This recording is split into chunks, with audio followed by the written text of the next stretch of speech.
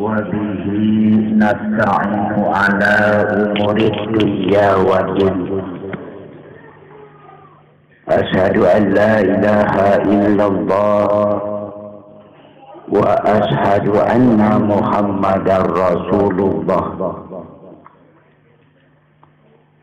لا حول ولا قوة إلا بالله العلي العظيم. لئن شكرتم لأزيدنكم ولئن كفرتم إن عذابي لشديد. Hadirin rahimakumullah, yang Allah rahmati juga Allah muliakan. Marilah kita sama-sama bersyukur kepada Allah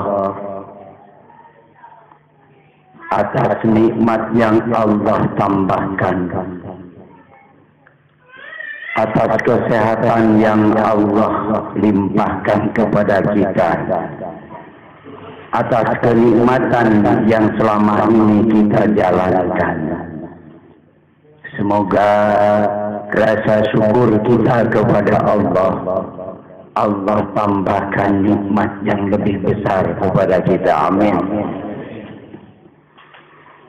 Salawat dan salam yang selama ini Allah limpahkan kepada baginda alam, Habibana wa Nabiyana Rasul Muhammad.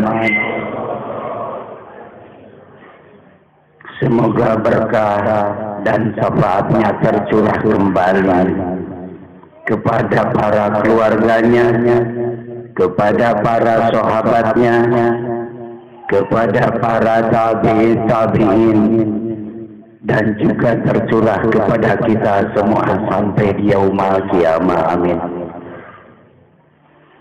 Hadirin rahimakumullah, sebelum tausiah dimulai dan kita istighosah memulai, ada berbagai pengumuman, hanya penguatan saja. Yang pertama, kita semua akan bernafas ke Kampung Dukuh Ciklet Garut, ke makam Al-Mukarramah, yaitu Syekh Abdul Jalil, di mana kita akan berangkat tanggal 25 malam 26 ya. Kita akan start jam 1 malam. Jam 1 malam, jika Allah berkehendak waktu kita cepat sampai ke sana, berarti subuh itu sudah sampai di Pantai Santolo. Ya, emang rutinnya seperti itu. Di Santolo kita beristirahat di mobil masing-masing. Mau di pinggir pantai boleh. Ingat-ingat hudang geus kabawa ku cai. Gitu. Batur hikmahan yang angklung jero cai. Gitu. Tapi sing ditebihkeunnya Pak, hal-hal seperti itu mah gitu. Tepat jam 10 siang, kita semua langsung ke Kampung Dukuh. Di Kampung Dukuh kita berganti busana. Di mana Kampung Dukuh menginginkan kita semua sebagai laki-laki berbaju hitam. Itu bukan budaya Muslim, tapi hanya ada. Kalau kita semua berbaju putih jarak sana, kudu perang, ngagebugan kuncen, gitu. Kuncen hayangna hideung ikuti hideung. Dari ilmu wampun teu bodas udah hideung, teu aya ilmu koneng. Intinya kita ikuti budaya dan adat Kampung Dukuh memakai baju hitam. Anu bodas katingali kaset rada hideung juga bebegi.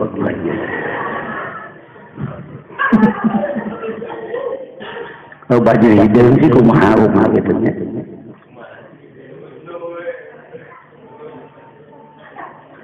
Kita jarak jam 10, ritual itu biasanya sampai jam 2 siang. Dari jam 2 siang kita istirahat, harus pengisian hasil napak tilas kita. Ambek karasa karena usaha, ambek karasa karena kehidupan. Di mana kita akan bermalam, malam minggunya itu di kampung Dukuh. Bermalam lagi 1 malam, Pak. Gitu. Cenah dari ritual nage geus deuk uih mangga gitu. Tapi moal kapan Pak insyaallah gitu. Kita akan ritual sampai malam. Sampai subuh, berarti hari Minggu kita sudah melorot dari kampung Dukuh menuju ke Rancabuaya. Emang Rancabuaya tapi rame Pak pengunjungnya. Da buayana di kandangan ku pemerintah gitu. Berarti kita akan berwisata ke Rancabuaya sambil menuju pulang ke rumah masing-masing. Nanti insya Allah Bapak dan Ibu dimandikan di laut Rancabuaya. Eta mah terserah, dek make baju gempek. Ngan meureun ka tempo jiga Medan gitu. Itu di baju Pak, jangan edan gitu. Bapak dan Ibu yang dirahmati Allah, bagi Bapak dan Ibu untuk keselamatan perjalanan kita pada malam hari ini kita mohon kepada Allah. Kita laksanakan 2 rakaat sholat hajat dan 2 rakaat sholat safar. Nanti beres acara ini kita berjamaah sholat hajat dan sholat safar. Sholat hajat bermanfaat agar maksud dan tujuan kita tercapai. Kurang hayang dunia, hayang berkah, hayang rezeki, hayang milik. Suasana kita susah, bermohon kepada Allah agar di bulan yang lain Allah menggantikan peran, memberikan kemudahan kepada usaha kita. Amin ya rabbal alamin.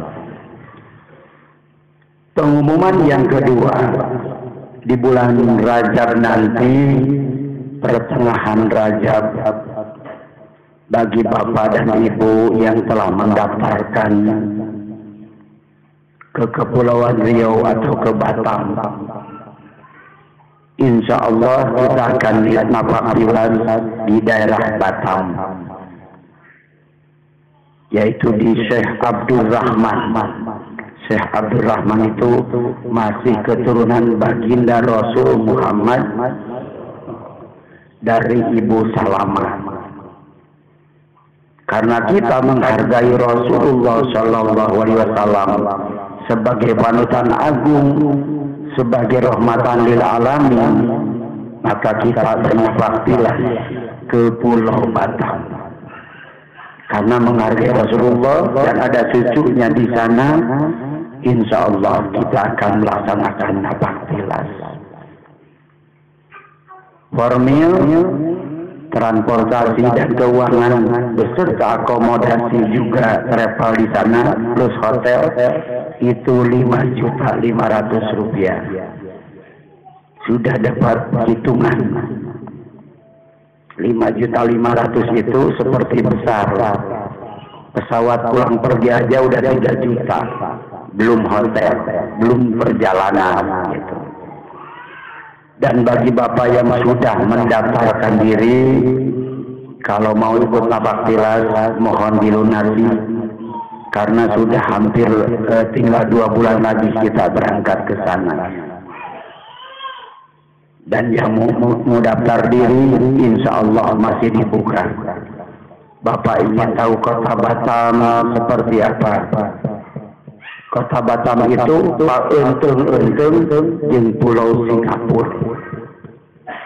Ini Pulau Batam, lihat ke arah sana itu Singapura kelihatan. Gitu. Cenah hayang nyawa Singapura mumpung di dia mau jaya di dunia Pak, di lelap tengah laut. Gitu. Tinggal ku sararea. Insya Allah kita berangkat itu di bulan Mei. akhir.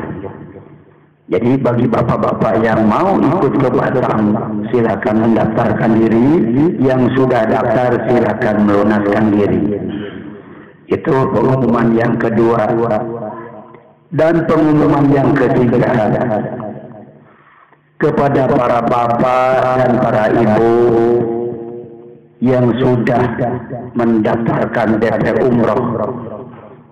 Ingat, setiap tanggal 7 bagi jemaah-jemaah umroh Desember tahun depan itu ada pertemuan. Jadi setiap tanggal 7 bulan apapun sebelum kita berangkat ke Mekah ada pertemuan yang dimaksudkan untuk mentawasulkan DP bapak-bapak.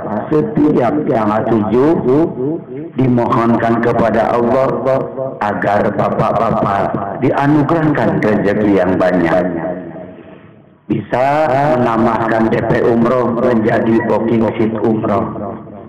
Dari booking sheet umroh ditambahkan lagi menjadi pelunasan umroh. Diharapkan bapak dan ibu untuk pelunasan umroh ditangguhkan dulu. Kenapa? Mudah-mudahan dolarnya itu turun. Sekarang alhamdulillah sudah 13.085. Waktu tahun kemarin berangkat 14.300 rupiah. Berarti berangkat tahun kemarin itu sampai 32 juta.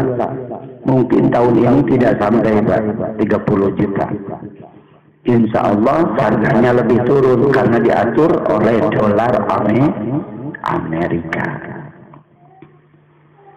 Jadi kalau bapak dan ibu hari ini ada rezeki lebih, masukkan tabungan umroh.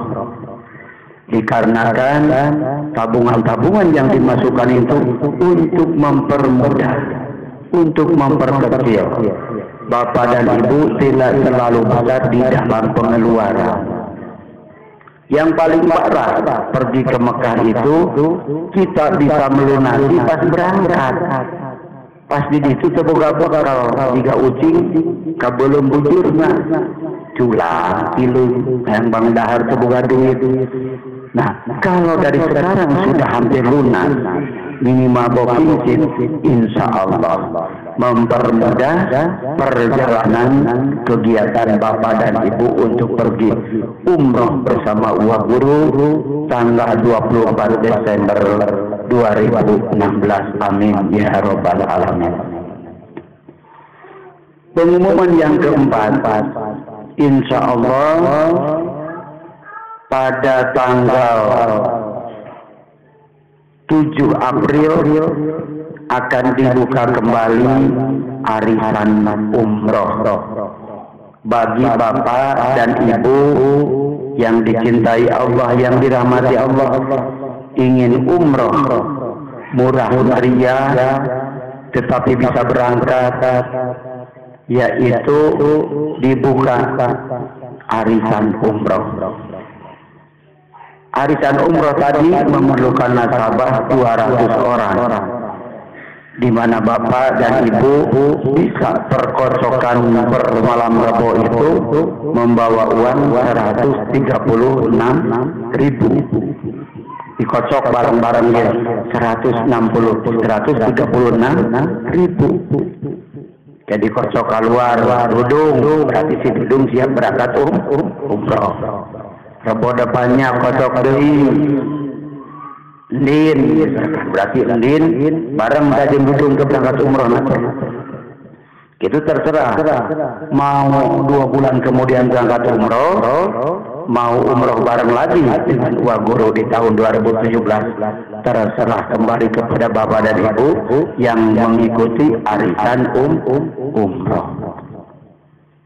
Jalan menuju Allah itu di pesantren terbuka Darul Akhlaq dipermudah. Tinggal kita ada niat, ada kemauan, karena jalan sudah ada. Gitu. Kapan lagi kita menuju Baitullah kalau kita tidak meniatkan, tidak merencanakan? Ingat, umur manusia itu diatur dalam ketetapan Allah. Kapan kita akan kembali, kapan kita akan meninggal, tidak tahu.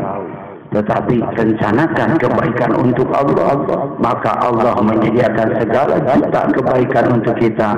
Amin ya Rabbal. Jadi bagi ibu dan bapak yang mau mendaftarkan diri untuk ikut arisan umroh, dibuka tanggal 7 April. Itu DP-nya itu 540.000. Jadi harus DP-nya sudah 4 kocokan. Kenapa harus 4 kocokan? Isi kareka kocokan, dikelebuh mainnya disusukan letih gitu. Kalau sudah 4 kali kocokan, insya Allah ini sudah dijanjikan, berarti 4 orang berangkat umroh di bulan Juni.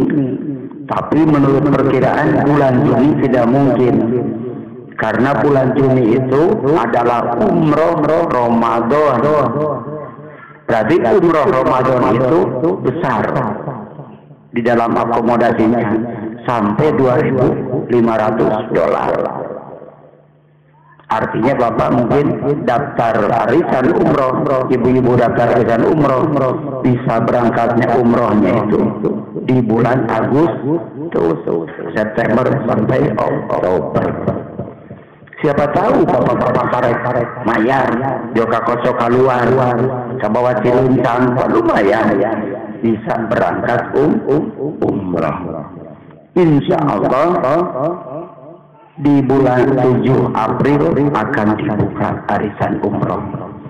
Bagi bapak dan ibu yang tergerak hatinya mau mengikuti arisan umroh, insya Allah bukakan jalannya. Insya Allah bukakan rezekinya, pintu permilikan dan permaksudannya. Amin ya Rabbal alamin. Allahumma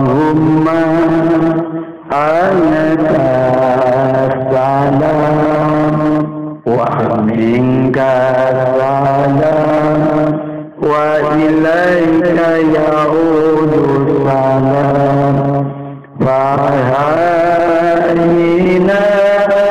Rabbana bisalam wa azhirna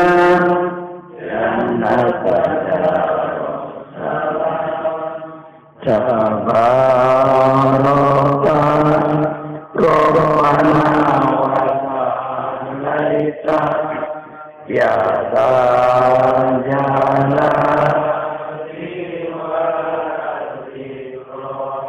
Allahumma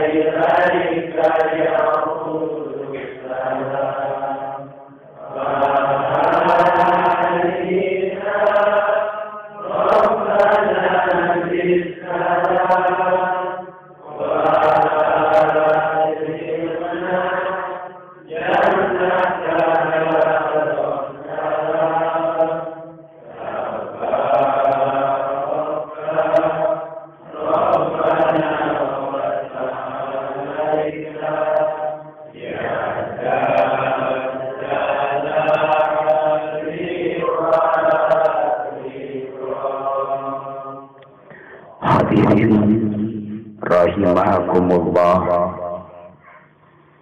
yang Allah anugerahkan kemuliaan. Kita sebagai umat Islam harus menyadari betapa kita banyak kelemahan dalam sistematika beragama, kelemahan dalam keyakinan beragama. Sampai agama Islam yang kita anut lahir bukan dari pemahaman, lahir dari keyakinan, tetapi agama Islam yang kita anut lahir dari Islam keturunan, di mana kita merasa bapak kita orang Islam, emak atau ibu kita orang Islam, ini kita, leluhur kita orang Islam, dan diri kita menyatakan diri sebagai orang Islam. Perlu diketahui oleh bapak dan ibu.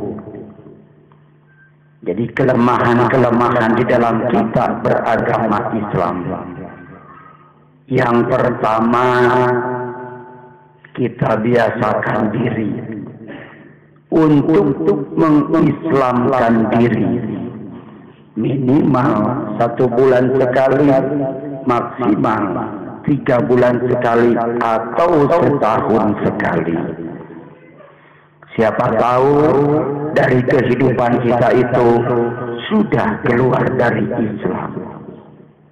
Apalagi kita sering berbicara kotor, berbicara kasar, meninggalkan Jumat begitu lama, tidak pernah sholat Jumat umpamanya begitu lama, 3-4 kali kita meninggalkan sholat Jumat, artinya sudah keluar dari Islam.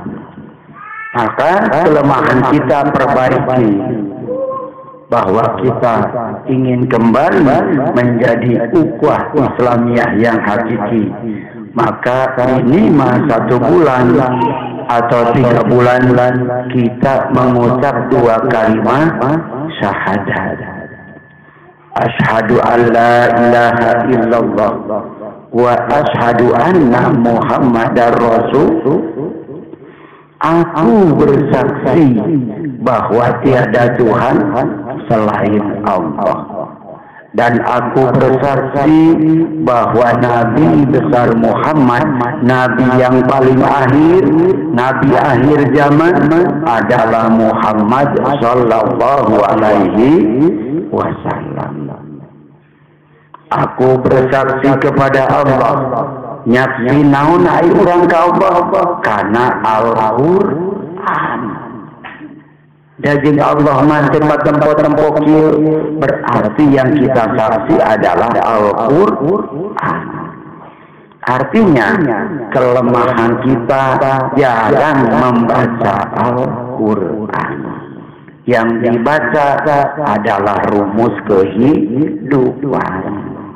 Iraha bakal menang batik, iraha bakal menang untung, eta jeung eta we dibaca.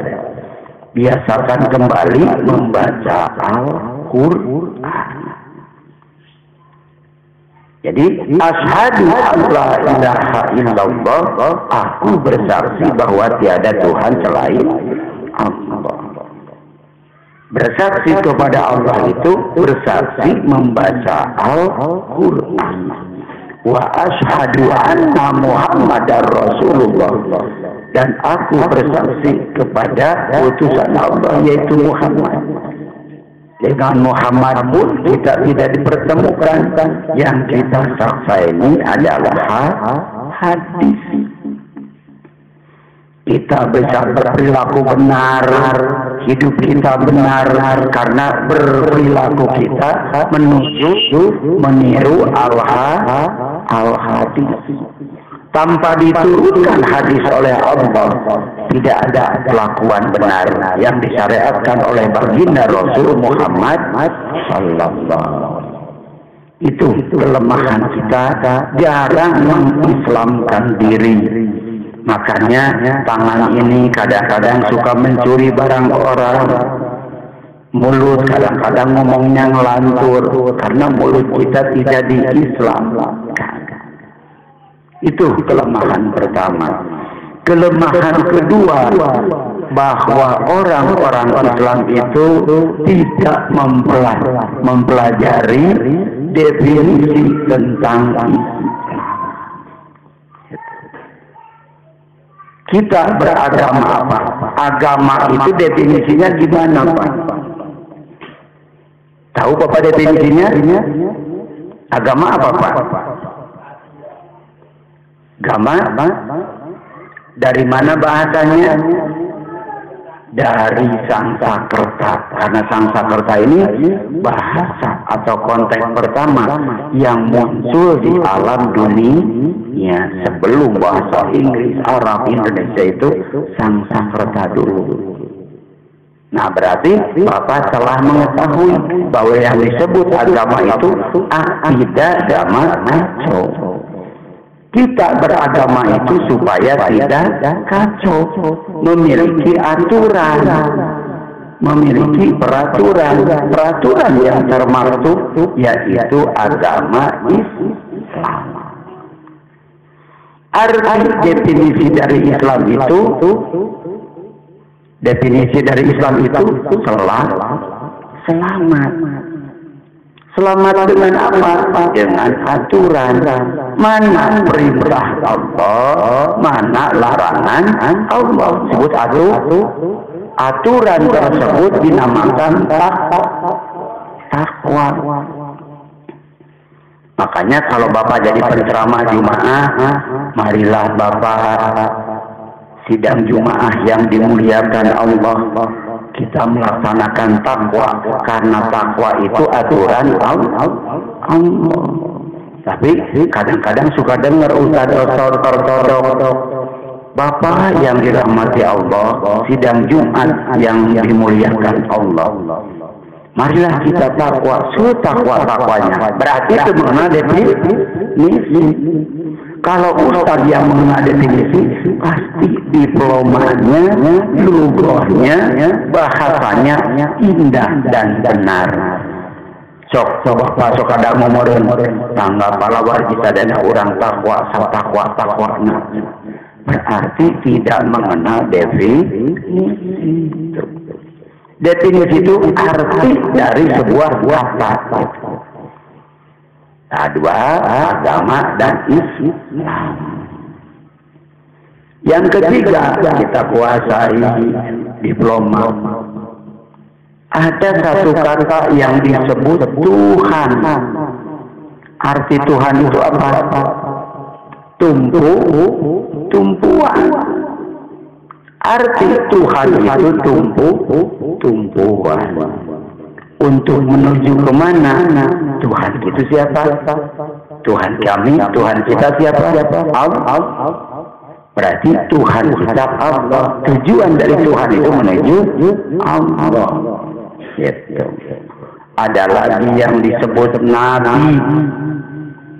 Definisi Nabi itu adalah pembawa berita. Lain membawa berita gosip, tapi membawa berita tentang Allah.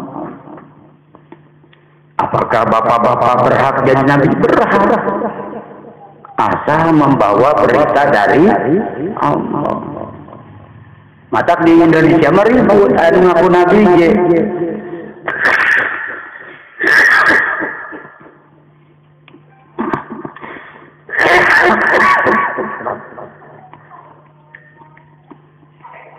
Di Indonesia mah ada yang ngaku Nabi ribut. Wah, enggak. Bapak bisa ngaku Nabi bisa. Asal membawa kabar berita tentang Allah. Gitu. Nu teu bisa teh naon jadi Rasul. Karena Rasul itu diutus oleh Allah. Hari urang mah pan siksaeun Allah lain utusan Allah. Yang tidak bisa itu menjadi utusan Allah. Mun kabeh diutus ku Allah, jika nama ngadu peureup. Aing ge utusan Allah, diadu heula peureup kitu. Ribut, Pak. Kalau nabi boleh. Jadi mun bapaknya nya tipi aya jelema ngaku nabi, teu kudu sieu, teu kudu riweuh. Cek si oge da nabi mah silahkan, asal membawa kabar gembira dari Allah. Yang tidak boleh itu mengaku rasul. Rasul itu karena utusan Allah, diutus langsung oleh Allah. Bapak dan ibu tidak boleh mengaku rasul, merasa diri menjadi rasul, tidak boleh. Bisa dipahami, Pak? Nah, jadi kelemahan di dalam itu jangan ngaku Islam, definisi itu nyaho. Jangan ngaji kita konen, kita turun, kita ping. Akhirnya kumaha? Begitu berhadapan dengan golongan bisnis, kita tidak dibahas sama bisnisnya. Timbul Bang. Bapak menang mas sampai 50 tahun jadi kiai kabur rumah mau penyakit benar. Pak Kiai di mana? Mau jahara Pak. 50 tahun Pak kabur. Lamun dibelajar di pesantren terbuka dari akhlak, Bapak 1 tahun 2 tahun pinter ngomong, pinter ngalawan gitu. Sebenarnya kayak itu gitu. Jadi kelemahan seorang Islam itu di dalam definisi. Ada lagi yang disebut tahlil. Karibu jelema ku tahlil. Cek persis nu maot dari tahlilan. Cek orang NU nu maot mah kudu di tahlilan. Benar teh paduanana eta? Teu bener. Nu maot mah kudu di kuburkeun. Geus dikubur geus tahlil henteu. Ante gara-gara entong lari di hirup.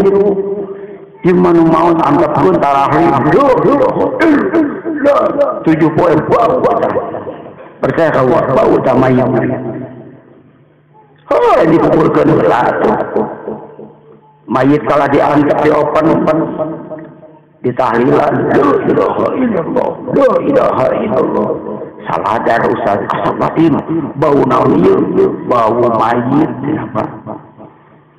Artinya tahlil itu mengucap lafaz la ilaha illallah. Hanya semenang tahlil, menang. Itu menang mah mayitnya dikuburkan semenang tahu gitu. Jadi ulah para bukan gitu. Kenapa orang bisa berantem tentang tahlil? Karena tidak mengetahui definisi tentang arti di dalam Islam. Ada lagi makhluk Allah yang paling bejat, iblis. Arti iblis apa definisinya? Arti iblis itu putus asa. Iblis itu makhluk yang paling bejat di dalam naungan kepemerintahan Allah Subhanahu. Arti iblis itu putus. Bapak dan ibu putus asa di dalam kehidupan berarti tergolong iblis. Putus asa ya sangsara orang geus nyembah kana marmot, geus nyembah kana maung, benghar. Geus init ka Gunung Kawi, udah di situ kaden haeuh naon atuh. Kumaha beungharna coba. Urang geus nyembah cenah kana batu hidung, batu bodas, anggar telepon. Gitu. Tah berarti orang teh kan dianugerahkeun dirinya ku Allah Subhanahu wa taala.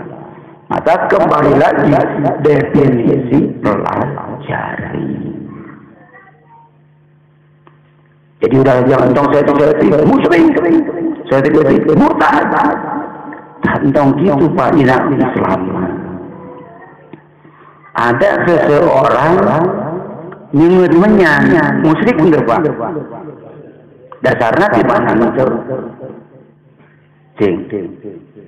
Yang disebut musyrik itu muftaronan bihi, diucapkan kulisan langsung dikerjakan. Misalkan, hei Mbak Gondrong, kaulah mangeran ka anjeun, kaulah sujud ibadah ka anjeun, berarti usapan agen geus musyrik. Kaituna dartum murtad. Ayo, urang ngukuskeun menyan musyrik di mana? Kita ngukuskeun.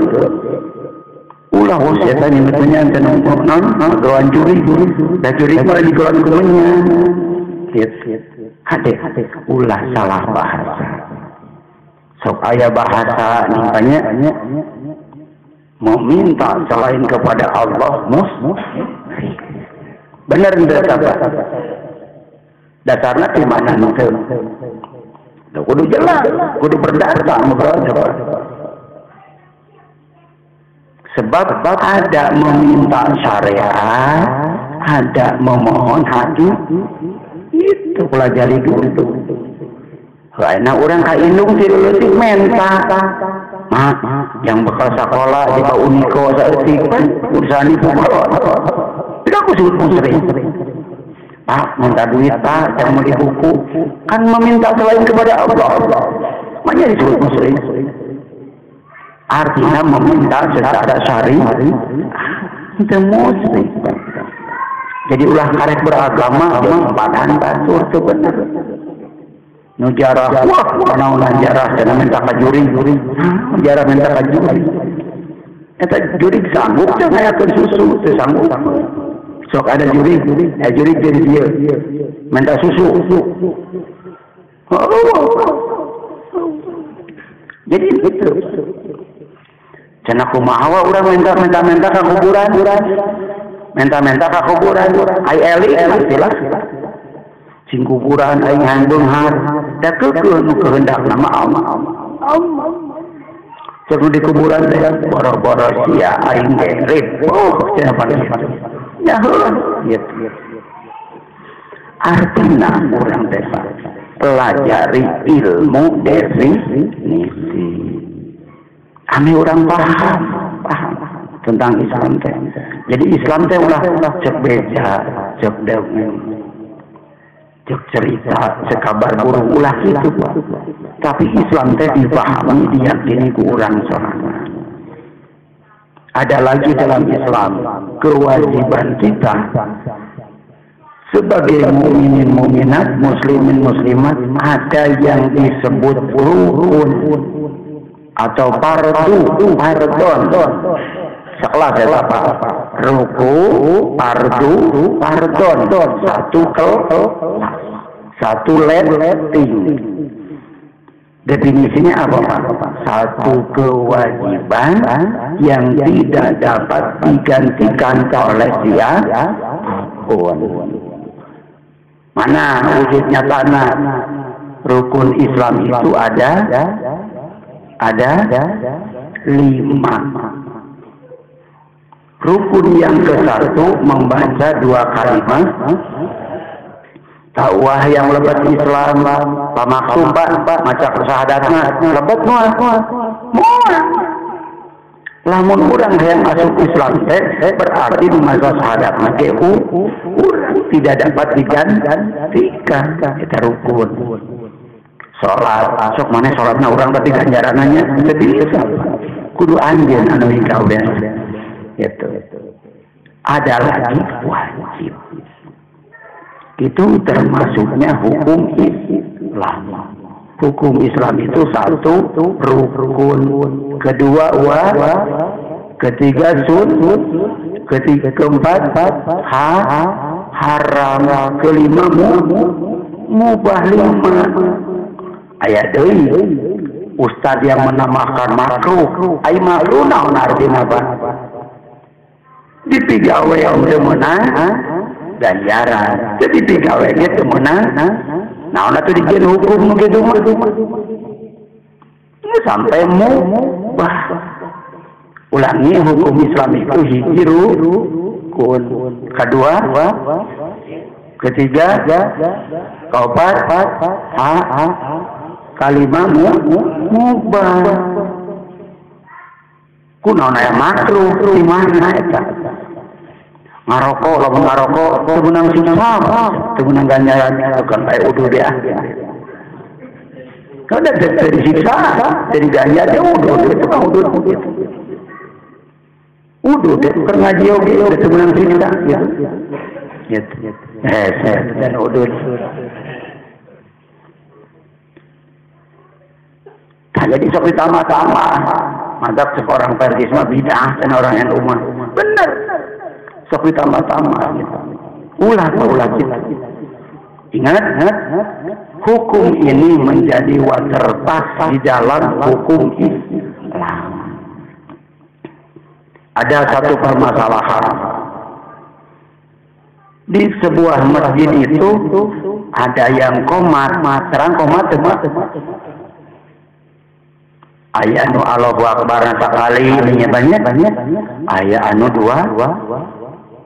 Anu hiji mah masjid Allahu Akbar asyhadu an la ilaha illallah aya. Anu Allahu Akbar aya kan gitu.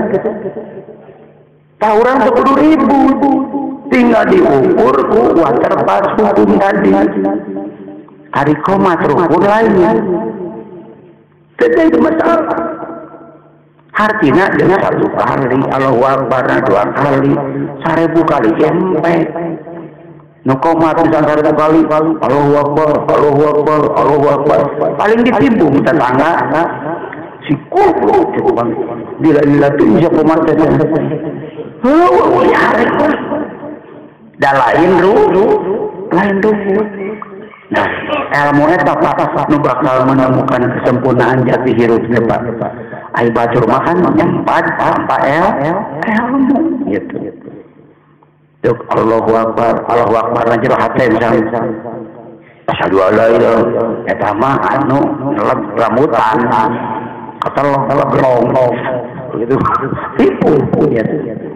Nah, ulang Pak. Untuk kudu fanatik. Yang penting kita punya ukuran ilmu gitu. Urang misalkan ninggalin tarawih aya nu 2 rakaat, tarawih aya nu 5 rakaat, aya nu 8, aya nu 11, aya nu 23, aya anu 101 ulah ribut. Ukuranna rukun bukan gitu. Kalau bukan rukun, artinya kewajibannya dapat digantikan dari 2 rakaat tambah witir 3 jadi 5. 11 berarti tarawihna 1 8 witirna 2 tilu tarawihna 1 witirna 100 tarawihna 1. Tuh, tinggal ngukur eta pakwa para saya mau asal make wah, ada mah 2 tilunya NU asal cenah kudu capek omongan. Udah gitu Pak. Wah, sama 11 persisnya nembok itu orang Rasul ngajentul 17 rakaat. Artinya ukuran sunnah itu 2. Berarti laksanakan sunat tarawih 2 rakaat tambah witir 3 selesai tarawih gitu. Cuman aya imam aya makmum terame. Sok li salat tarawih 5 rakaat terame. Assalamualaikum. Yang Assalamualaikum. Padahal tahu aku sabda apa. Tapi pan namun 20 di rumah saya gue kerokan. Anggar we tetangga mamangan nilai nate goreng nu burung cenah tah cecelung. Tak selama ge beah cenah tah. Tuh. Tah itu Pak ilmu Islam yang wajib dipelajari teh. Uduk di Bandung, di Karawang sama ukuran Islam itu. Patokan teh rukun, wajib, sunnah, haram, mubah. Ari mubah naon diterapkeun teh dina kahirupan. Urang boga handphone mubah, urang boga motor mubah. Tapi lihat Al-Quran, apakah di Al-Quran ada larangan yang punya handphone? Tidak ada. Berarti mubah asana yang dapat dipakai. Ke ayat di Al-Quran, cek Allah sing sahana make handphone maka celina bunge. Semua ke ayat. Tak ajengan lagi diurna. Ajengan kadang terus ketika belum duit. Wah, lamun cek mama mah haram boga handphone teh. Kunaon mama aing gua merek cenah pan gitu. Ulah kitu jeung hukum mah istilah kawin gitu. Kabeli ya dengan eta handphone. Handphone mah kudu dipake halus dah boga nya keur teu boga haramkeun gitu. Teu meunang kitu. Maharamkeun make speaker ulah.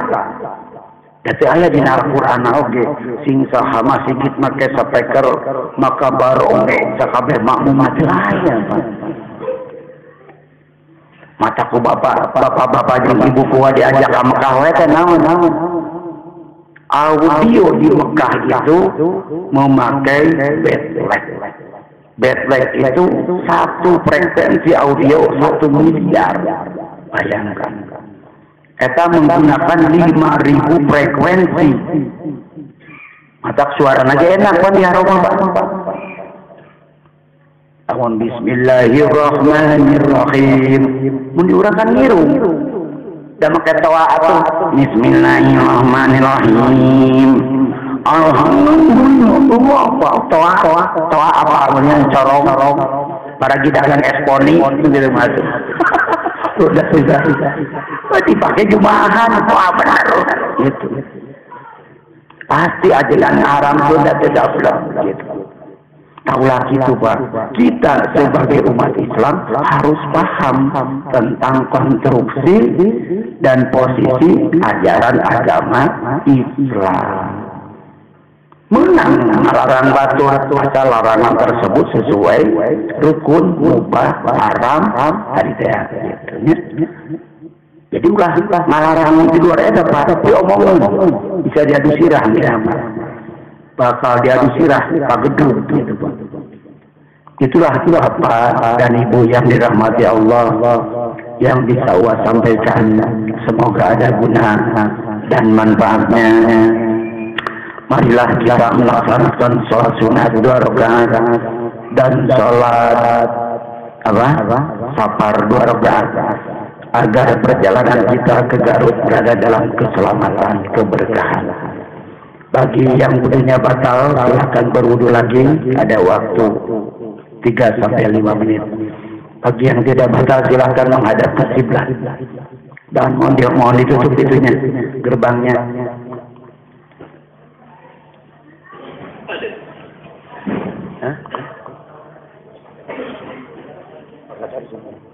Apa itu dia ada deh? Ya salah.